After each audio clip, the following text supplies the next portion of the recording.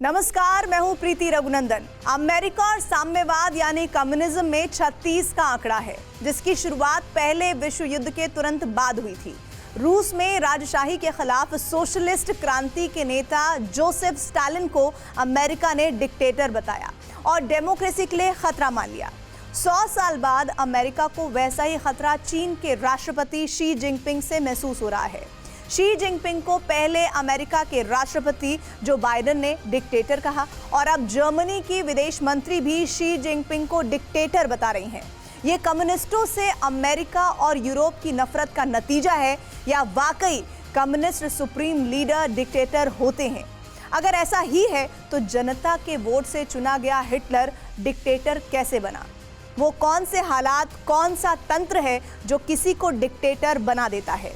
इसी पर है हमारी ये टेली सीरीज तानाशाह, टेल्स ऑफ टायरेंट्स, जिसके पहले एपिसोड में देखिए लाल सुल्तान, the deceptive persona.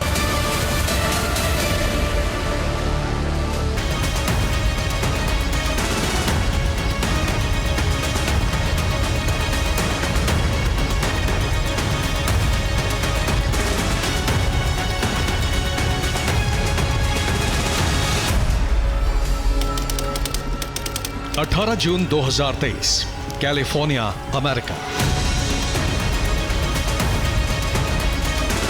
I'm running as a proud Democrat. Well, I will govern. America के राष्ट्रपति जो बाइडेन डेमोक्रेटिक पार्टी के लिए चंदा जुटाने के कार्यक्रम में थे। अमेरिका में चीन के जासूसी गुब्बारे की चर्चा छिड़ी तो राष्ट्रपति बाइडेन ने कहा, जब हमने जासूसी उपकरणों से भरे 2 बक्सों के साथ चीन के जासूसी गुब्बारे को मार गिराया तो शी जिनपिंग परेशान हो गए, क्योंकि उन्हें मालूम नहीं था कि चीन का जासूसी गुब्बारा कहां उड़ रहा है। तानाशाहों के लिए ये बड़ी शर्मनाक बात होती है कि उन्हें पता ही न हो कि क्या हुआ।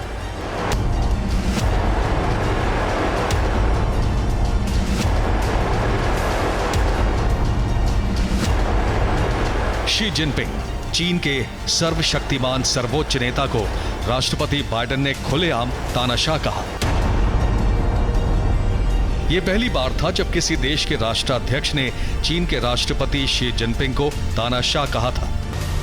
राष्ट्रपति बाइडेन ने अपनी राजनीतिक पार्टी के कार्यक्रम में बयान दिया था, इसलिए जल्द ही बात आई गई हो गई। लेकिन 3 महीने बाद अमेरिका की धरती से ही अमेरिका के एक मित्र देश ने दोबारा चीन की दुखती रग जोर से दबा दी। 14 सितंबर 2023, न्यूयॉर्क, अमेरिका। जर्मनी की विदेश मंत्री एनालिना बेयरबॉक से अमेरिकी न्यूज चैनल ने सवाल यूक्रेन युद्ध के बारे में पूछा था। जवाब में उन्होंने चीन के राष्ट्रपति शी जिनपिंग को तानाशाह क्यों बताया। पुतिन को हराना जरूरी है, ये समझाने के लिए जर्मनी के विदेश मंत्री ने शी जिनपिंग का उदाहरण क्यों दिया। इसका जवाब एनालिना 5 महीने पहले बीजिंग में ही दे चुकी थी। जैसा कि मैंने पहले कहा था, हम अपनी चीन नीति पर कायम हैं, लेकिन हम ताइवान जलडमरू मध्य की स्थिति को लेकर चिंतित हैं। ताइवान जलडमरू मध्य में सैन्य वृद्धि पूरी दुनिया के लिए भयावह परिदृश्य बन जाएगा। ताइवान की तुलना यूक्रेन से हुई, ये जहर तो चीन ने पी लिया।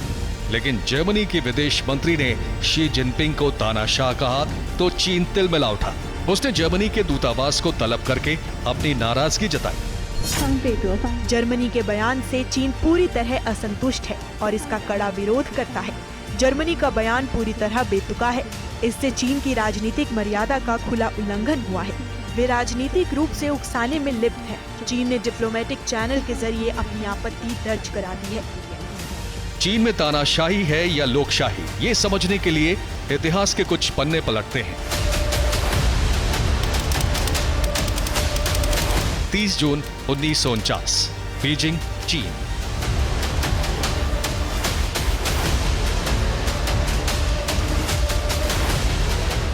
ताइवान, शिनजियांग और तिब्बत के अलावा बाकी चीन पर कम्युनिस्टों का कब्जा हो चुका था। चीन हालांकि तब तक औपचारिक रूप से कम्युनिस्ट देश घोषित नहीं हुआ था।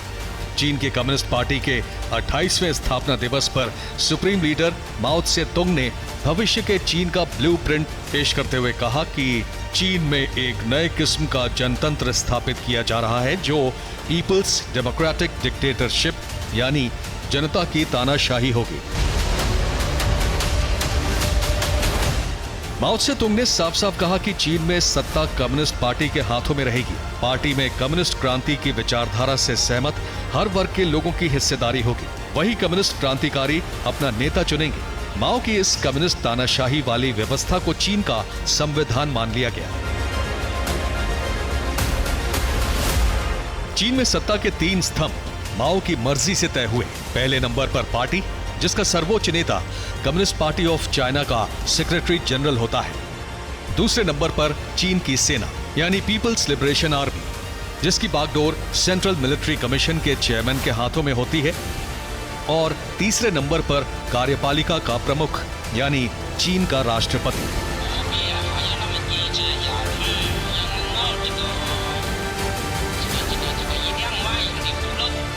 चीन में लंबे समय तक सेना, सरकार और संगठन यानी कम्युनिस्ट पार्टी की बागडोर अलग अलग नेताओं को सौंपी जाती रही। वहां किसी एक नेता के हाथों में पूरी ताकत नहीं थी, इसलिए किसी व्यक्ति विशेष पर तानाशाही का आरोप नहीं लगा। चीन में किसी नेता को सर्वोच्च पद पर 2 कार्यकाल यानी 10 साल से ज्यादा समय तक रहने नहीं दिया जाता था। लिहाजा चीन में लोकतंत्र के कुचले जाने के बाद भी वहां किसी नेता को तानाशाह की तोहमत नहीं दी गई। लेकिन 2012 के बाद हालात बदल गए।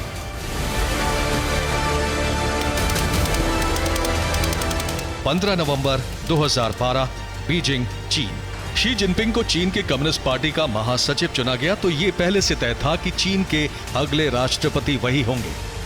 15 मार्च 2013 को शी ने औपचारिक तौर पर चीन के राष्ट्रपति का पद संभाला और उसी दिन शी जिनपिंग को चीन के सेंट्रल मिलिट्री कमीशन का चेयरमैन भी घोषित कर दिया गया।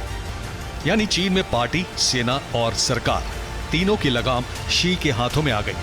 5 साल बाद यानी साल 2017 में शी जिनपिंग ने अपने दूसरे कार्यकाल से पहले ही कम्युनिस्ट पार्टी से इस बात पर मुहर लगवा ली कि वो आजीवन अपने पद पर बने रह सकते हैं। माओ त्से तुंग के बाद चीन में ये हैसियत पहली बार किसी नेता को दी गई। इसका चीन की कम्युनिस्ट पार्टी में कोई विरोध नहीं हुआ, क्योंकि चीन में बो शिलाई जैसे जितने भी नेता शी जिनपिंग को चुनौती दे सकते थे, उन्हें शी जिनपिंग ने अपने पहले ही कार्यकाल में भ्रष्टाचार के मामलों में जेल पहुंचा दिया था।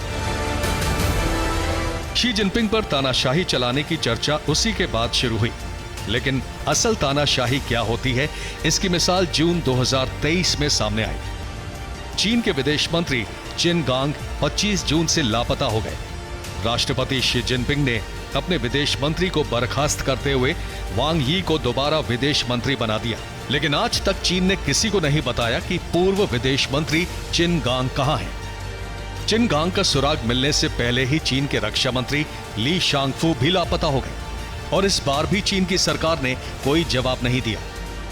चीन में किसी के मजाल नहीं कि राष्ट्रपति शी जिनपिंग से सवाल पूछ ले कि उन्हीं के चुने हुए विदेश मंत्री और रक्षा मंत्री कहां गए। अगर उन पर भ्रष्टाचार या किसी गड़बड़ी का आरोप था तो उन्हें गिरफ्तार करने के बजाय लापता क्यों कर दिया गया। पहले विश्व युद्ध में ऑस्ट्रिया का एक युवक जर्मनी की सेना में भर्ती हुआ। उसकी स्कूली पढ़ाई भी जैसे तैसे पूरी हुई थी, इसलिए उस नौजवान को जर्मनी की सेना ने डाक पहुंचाने का काम सौंपा। जंग के खत्म होने के बाद बेरोजगार हुए उसी युवक को जर्मनी की सेना ने राजनीतिक पार्टियों की जासूसी का काम सौंप दिया। तब किसी को अंदाजा नहीं था कि सिर्फ 14 साल में वो मामूली सा युवक दूसरे विश्व युद्ध की वजह और दुनिया का सबसे जालिम तानाशाह बन जाएगा।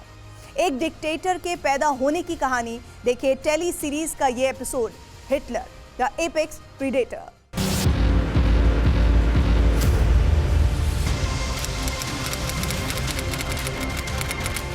12 सितंबर 1919, म्यूनिख, जर्मनी। पहला विश्व युद्ध खत्म हुए ज्यादा वक्त नहीं बीता था। जर्मनी की सरकार जर्मन वर्कर्स पार्टी की बढ़ती सक्रियता से आशंकित थी। जर्मन वर्कर्स पार्टी की टोह लेने के लिए 30 साल का एक इंटेलिजेंस एजेंट 2 महीने पहले से सक्रिय था। उस दिन उस खुफिया एजेंट को पार्टी की मीटिंग में बोलने का मौका मिला, जिसके भाषण देने की स्टाइल से जर्मन वर्कर्स पार्टी के अध्यक्ष एंटन ड्रेक्सलर दंग रह गए। उन्होंने उस एजेंट को अपने राजनीतिक विचारों का एक पैम्फलेट दिया जो पूंजीवाद, यहूदियों और मार्क्सवादी वामपंथियों के खिलाफ नफरत और उग्र जर्मन राष्ट्रवाद का पुलिंदा था। जर्मन वर्कर्स पार्टी के अध्यक्ष ड्रेक्सलर की नजर में आने के बाद खुफिया अधिकारियों ने अपने एजेंट को पार्टी का सदस्य बनने का आदेश दिया। अर्जी देने के एक हफ्ते बाद ही उस एजेंट को जर्मन वर्कर्स पार्टी की सदस्यता मिल गई। सदस्यता पर्ची का नंबर था 555 और खुफिया एजेंट से जर्मन वर्कर्स पार्टी का नेता बने उस युवक का नाम था एडोल्फ हिटलर।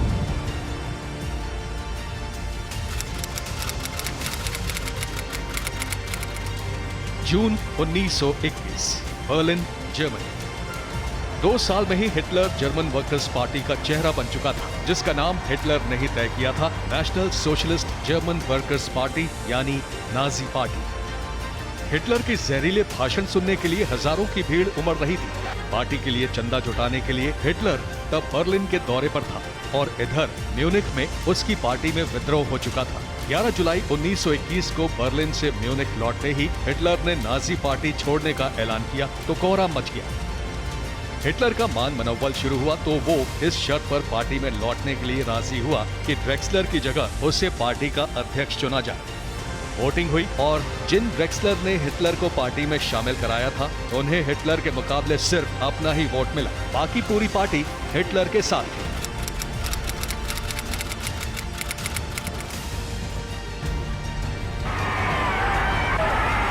दो साल में हिटलर ने जर्मनी में नाजी पार्टी के हजारों समर्थकों की फौज खड़ी कर ली। उसने नाजी पार्टी की मिलिट्री विंग भी बना ली, जिसके 600 जवानों के साथ हिटलर ने म्यूनिख के एक बियर हॉल को घेरा और जर्मनी की सरकार के खिलाफ तख्ता पलट का ऐलान कर दिया।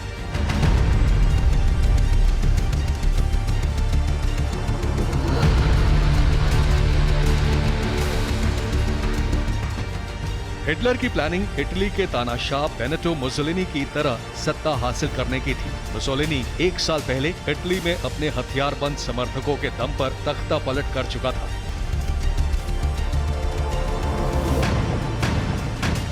लेकिन हिटलर की योजना फेल हो गई। उसके 16 साथी मारे गए और हिटलर को फरार होना पड़ा। 2 दिन बाद हिटलर गिरफ्तार हुआ।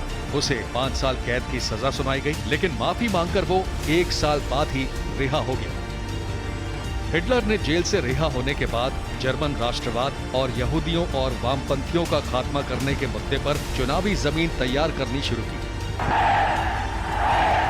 साल 1924 और 1928 के चुनावों में हिटलर की नाजी पार्टी का खाता तो खुला, लेकिन वो सत्ता के आसपास भी नहीं पहुंच पाई।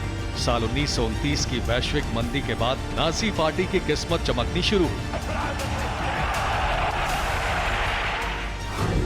सितंबर 1930 में जर्मनी के संसदीय चुनावों में हिटलर की नाजी पार्टी को लगभग 18% वोट और 107 सीटों पर जीत मिली। जुलाई 1932 में हुए चुनावों में हिटलर की नाजी पार्टी 230 सीटों के साथ जर्मनी की सबसे बड़ी पार्टी बनकर उभरी, लेकिन बहुमत से दूर रही। दिसंबर 1932 में फिर चुनाव हुए और इस बार भी 196 सीटों के साथ हिटलर की नाजी पार्टी सबसे बड़ा दल बनकर सामने आई। राजनीतिक अस्थिरता खत्म करने के लिए जर्मनी के 2 बड़े उद्योगपति नेताओं फ्रांस वॉन पापेन और एल्फ्रेड ह्यूजेनबर्ग ने हिटलर को चांसलर बनाने के लिए अपना समर्थन दे दिया। जर्मनी की सत्ता हाथ में आने के कुछ ही दिनों के बाद एक घटना हुई जिसने जर्मनी में हिटलर की तानाशाही का रास्ता साफ कर दिया।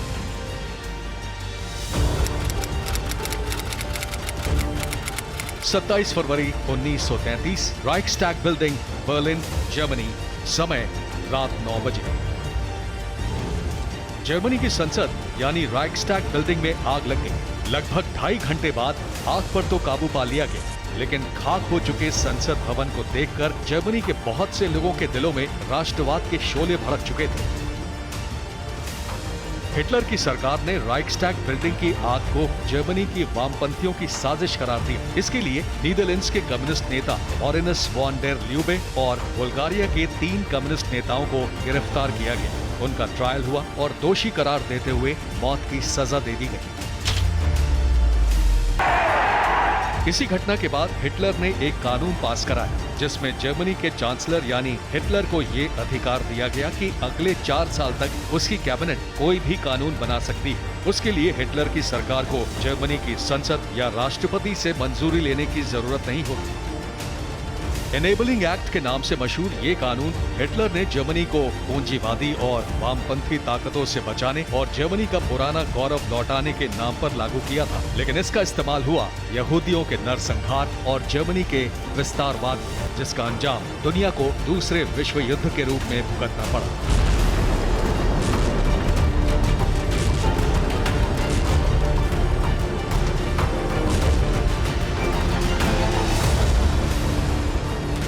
पिछली सदी के सबसे क्रूर तानाशाहों में एक युगांडा में पैदा हुआ। नाम था ईदी अमीन दादा, जिसकी बर्बरता की कहानियां सुनकर शैतान भी कांप उठे। ईदी अमीन इस बात की भी मिसाल है, जब कोई नेता अपनी सत्ता की भूख मिटाने के लिए सेना का गलत इस्तेमाल करता है तो वो नेता भी मारा जाता है और उस देश की जनता भी। इतिहास का यही सबक देखिए टेली सीरीज का ये episode, Dracula the ruthless dictator.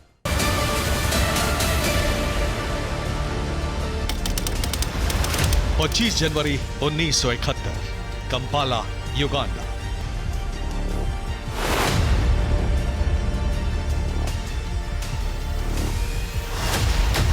Uganda के राष्ट्रपति मिल्टन ओबोते उस वक्त सिंगापुर में कॉमनवेल्थ देशों के राष्ट्राध्यक्षों के सम्मेलन में थे, इस बात से बेखबर कि युगांडा में उनका तख्ता पलट हो चुका है। तख्ता पलट भी युगांडा के उसी जनरल ने किया जिसे ओबोते ने अपना वफादार मानकर महज 10 साल में लेफ्टिनेंट से प्रमोट करके आर्मी चीफ बना दिया था। उस जनरल का नाम था ईदी अमीन दादा। युगांडा के लोग ओबोते के तख्ता पलट का जश्न मना रहे थे, क्योंकि उन्हें ईदी अमीन ने यकीन दिला दिया था कि ओबोते की सरकार भ्रष्ट थी। ईदी अमीन, तानाशाहों के इतिहास का सबसे क्रूर चेहरा। युगांडा के काकावा कबीले से ताल्लुक रखने वाले 6.5 फीट लंबे ईदी अमीन ने 16 साल ब्रिटिश आर्मी में नौकरी की थी। अफ्रीकी देशों में अपनी तैनाती के दौरान ईदी अमीन विद्रोहियों पर बर्बरता के लिए कुख्यात था। 1962 में ब्रिटेन से आजाद होने के बाद युगांडा के प्रधानमंत्री बने मिल्टन ओबोते ने ईदी अमीन की मदद से ही 1966 में तख्ता पलट करके खुद को राष्ट्रपति घोषित किया था। और जब ईदी अमीन को लगा कि ओबोते उसे आर्मी चीफ के पद से हटाने वाले हैं, तो उसने ओबोते का ही तख्ता पलट कर दिया। बंदूक के दम पर युगांडा की सत्ता हथियाने के बाद ईदी अमीन की नींद उड़ चुकी थी। उसे डर था कि कोई करीबी ही उसका खेल बिगाड़ सकता है। ईदी अमीन को अपने ही ममेरे भाई चार्ल्स आरुबे पर शक था। ईदी अमीन ने आरुबे को युगांडा की सेना का चीफ ऑफ स्टाफ बनाया था। शक होने के बाद उसने ब्रिगेडियर आरुबे को ट्रेनिंग के बहाने सोवियत संघ भेजा, लेकिन ट्रेनिंग से लौटने के बाद ईदी अमीन ने आरुबे को फिर से पद पर बहाल नहीं किया।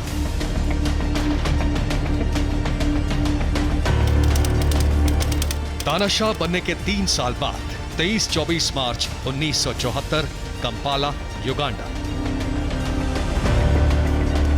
ईदी अमीन की बर्बरता और युगांडा की आर्मी में एक खास कबीले को शह देने से नाराज ब्रिगेडियर आरुबे ने तख्ता पलट की तैयारी कर ली।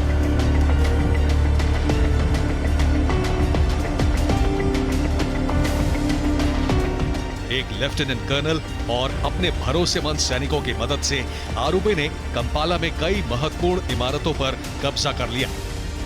लेकिन ईदी अमीन पहले से तैयार था। उसने अपने ममेरे भाई आरुबे को घेरने के लिए अपने वफादार गार्ड्स को भेजा, लेकिन इस शर्त के साथ कि आरुबे को तब तक जान से नहीं मारना है जब तक ईदी अमीन खुद ना कहे। ईदी अमीन ने तय किया था कि आरुबे को वो अपने ही हाथों से मारेगा। ब्रिगेडियर आरुबे को मारकर ईदी अमीन ने तख्ता पलट की कोशिश नाकाम कर दी, लेकिन इसके बाद उसने जो किया वो हैवानियत की इंतहा थी। आरुबे का शव जब पोस्टमार्टम के लिए अस्पताल लाया गया तो ईदी अमीन खुद वहां पहुंचा। उसने आरुबे के शव से खून निकाला और उसे पी लिया। इसी घटना के बाद ईदी अमीन को नरभक्षी कहा जाने लगा। पूरी दुनिया में वो इस बात के लिए बदनाम था कि अपने विरोधियों का सिर वो हथौड़े से फुड़वा कर मारता है। मारने के बाद प्राइवेट पार्ट्स काटकर शव की नुमाइश कराता है। ईदी अमीन किसी का सगा नहीं है, इसकी मिसाल भी उसने आरूबे को मारने के 2 दिन बाद पेश कर दी। 26 मार्च 1974, कंपाला, युगांडा। ईदी अमीन को भनक लगी कि उसकी 3 बीवियों के अवैध संबंध हैं। आमतौर पर कोई तानाशाह ऐसी निजी बातों को छिपाना चाहेगा, लेकिन ईदी अमीन ने खुद रेडियो पर इसका ऐलान किया। ये सवाल सबके मन में है कि ईदी अमीन जैसे जालिम तानाशाह के खिलाफ युगांडा की जनता ने शुरुआत में ही विद्रोह क्यों नहीं किया। इसकी वजह भी देख लीजिए। युगांडा में तानाशाही शुरू करने के बाद ईदी अमीन अक्सर ऐसा करता था। वो ब्रिटिश मूल के लोगों को सरेआम बेइज्जत करता था। ये कोई सनक नहीं थी। ऐसा करके ईदी अमीन युगांडा के लोगों को संदेश देता था कि जिन अंग्रेजों ने उन्हें गुलाम बनाकर सदियों तक अपमानित किया, वो युगांडा के आम लोगों की तरफ से उसका बदला ले रहा है।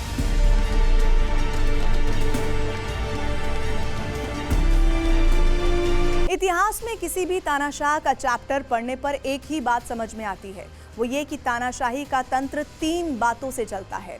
पहला, जनता के दिल में तानाशाह का डर। दूसरा, जनता को यह भरोसा कि तानाशाह उसे भूखों नहीं मरने देगा। और तीसरा, ये प्रोपेगेंडा कि अगर तानाशाह नहीं रहा तो देश नहीं बचेगा।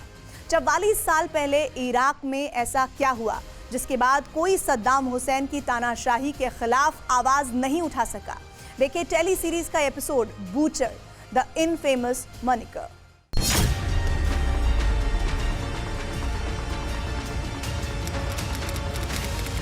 बाईस जुलाई 1979, अल खुल्द हॉल, बगदाद, इराक।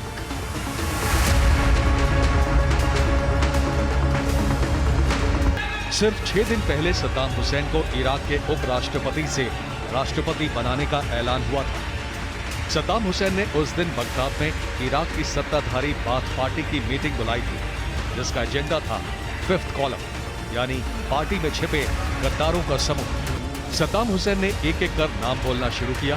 जिसका नाम उनकी जुबान पर आता, वो हॉल से बाहर निकल जाता। सद्दाम का दावा था कि बाथ पार्टी के ये नेता इराक और सीरिया के विलय का विरोध कर रहे हैं। विलय का प्लान भी सद्दाम ने ही तैयार किया था। लिहाजा इसका विरोध करने वालों को सद्दाम ने इराक और बाथ पार्टी का गद्दार घोषित कर दिया।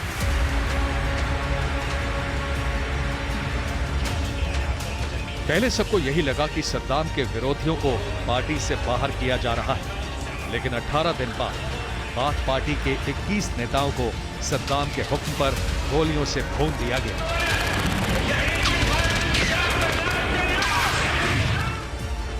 इसका ऐलान खुद सद्दाम हुसैन ने बगदाद में अपने महल की बालकनी से किया और इसी के बाद इराक में सद्दाम हुसैन के विरोधियों ने उनका नया नाम रख दिया, बुचर ऑफ बगदाद, यानी बगदाद का कसाई। साल 1979 में इराक में सद्दाम की घोषित तानाशाही के बाद 16 साल तक यही दौर चलता रहा। इराक में जिसने भी सद्दाम की तानाशाही के खिलाफ आवाज उठाई, उसे मौत के घाट उतार दिया गया, बिना ये देखे कि जिसे मारा जा रहा है वो कौन है, उसकी हैसियत क्या है।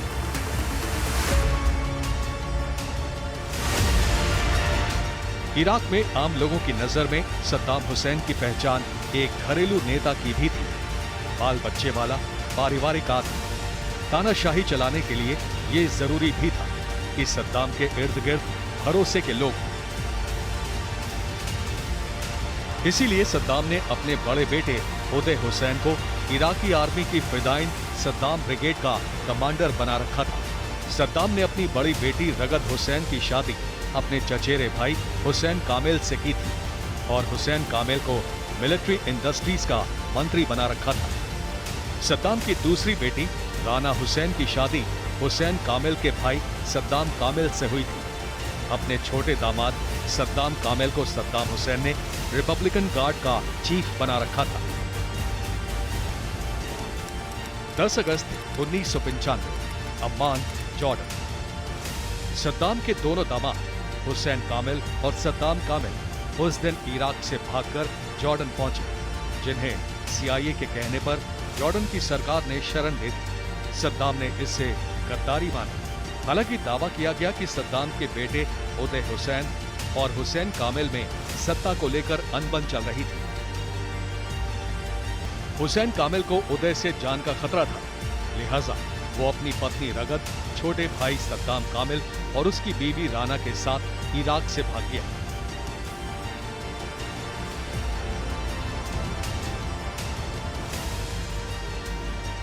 कुछ समय बाद हुसैन और सद्दाम कामिल को अपनी गलती का एहसास हुआ। दोनों ने पारिवारिक लोगों की मदद से सद्दाम से माफी मांगी।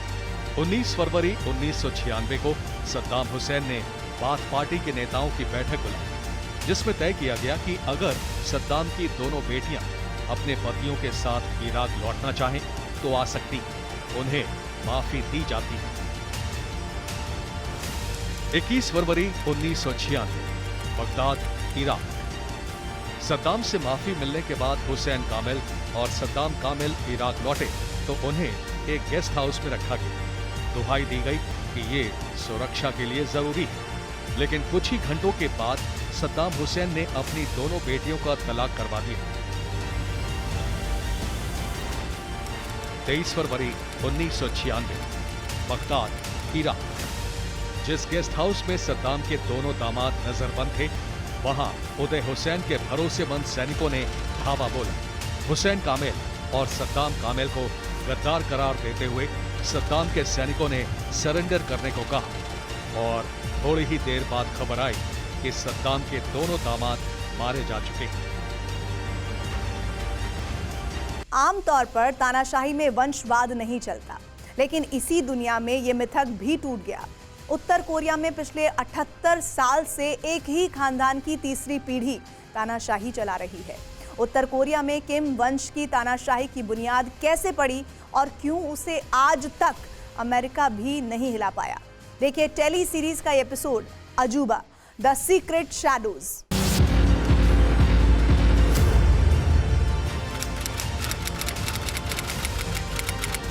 19 सितंबर 1945 वॉनसान, कोरिया, वर्तमान उत्तर कोरिया।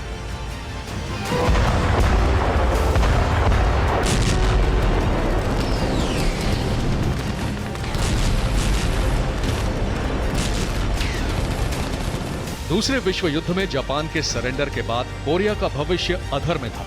उत्तर कोरिया पर सोवियत संघ का नियंत्रण था और दक्षिणी हिस्से पर अमेरिका का। तय हुआ था कि कोरिया की सत्ता वहीं के लोगों को सौंपी जाएगी। लिहाजा सोवियत नेता जोसेफ स्टालिन ने सिक्योरिटी चीफ लावरेंटी बेरिया को किसी कोरियाई कम्युनिस्ट नेता का नाम सुझाने को कहा। लावरेंटी बेरिया की सिफारिश के बाद उत्तर कोरिया की राजनीति में एंट्री हुई 33 साल के किम इल सुंग की। किम इल सुंग को स्टालिन ने उत्तर कोरिया में कम्युनिस्ट पार्टी का फर्स्ट सेक्रेटरी तो बना दिया, लेकिन दिक्कत ये थी कि किम इल सुंग 7 साल की उम्र से ही मंचूरिया में रह रहे थे। उनकी पढ़ाई लिखाई चीनी भाषा में हुई थी और कोरियाई भाषा उन्हें आती नहीं थी। इसलिए किम इल सुंग का पहला भाषण भी कोरिया आने के 6 महीने बाद हुआ। किम इल सुंग कोरिया में सोवियत संघ के साए में आए थे, लेकिन 10 साल के अंदर ही वो कोरिया के भाग्य विधाता बन गए, सर्वशक्तिमान नेता।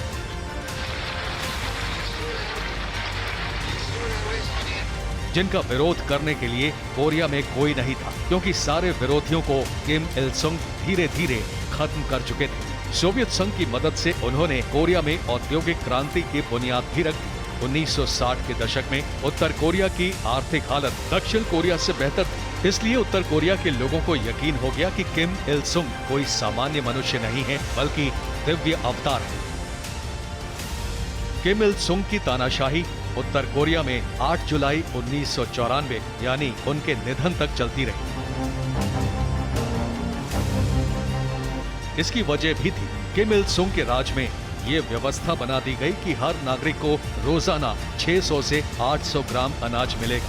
भूख की चिंता खत्म। मोटर गाड़ी और हथियार बनाने के कारखाने खोलकर किम इल सुंग उत्तर कोरिया को सोवियत संघ बनाने का सपना दिखा रहा था और बाकी सवालों का उनके पास एक ही जवाब था, देशभक्ति।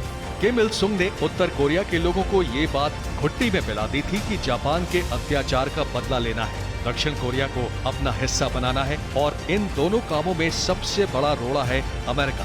तो अमेरिका जैसे दुश्मन से भी निपटना है।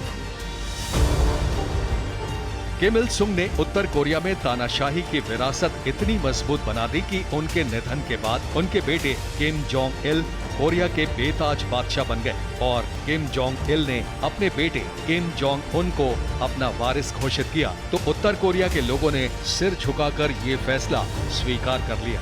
3 पीढ़ी से एक ही खानदान की तानाशाही ये इतिहास का सबसे बड़ा अजूबा है। इस अजूबे को आंख मूंदकर उत्तर कोरिया के लोग क्यों मानते हैं, इसकी भी दिलचस्प कहानी है। किम इल सुंग ने जब उत्तर कोरिया में औद्योगिक क्रांति का आरंभ किया था तो उन्होंने वादा किया था कि वर्ल्ड क्लास तकनीक लेकर आएंगे। इसके लिए उन्होंने दुनिया के कई देशों से अलग अलग फील्ड के एक्सपर्ट्स को अगवा करवा लिया। यही प्रयोग किम इल सुंग के बेटे किम जोंग इल ने भी दोहराया। किम जोंग इल को फिल्मों का शौक था। वो चाहते थे कि उत्तर कोरिया की अपनी फिल्म इंडस्ट्री हो, जिसके लिए उन्होंने दक्षिण कोरिया के एक फिल्म निर्देशक को किडनैप करवा लिया था। अब तीसरी पीढ़ी के तानाशाह किम जोंग उन किसी को अगवा तो नहीं करवाते, लेकिन उत्तर कोरिया के दुश्मनों को अपने एजेंट्स के जरिए मरवा देने के लिए कुख्यात है। इसे उत्तर कोरिया में उनके खानदानी देशभक्त होने का सबूत माना जाता है। वो अपने दादा किम इल सुंग का सपना पूरा करने का विश्वास दिलाने के लिए आए दिन परमाणु हमले की धमकी और मिसाइलों का परीक्षण करते रहते हैं।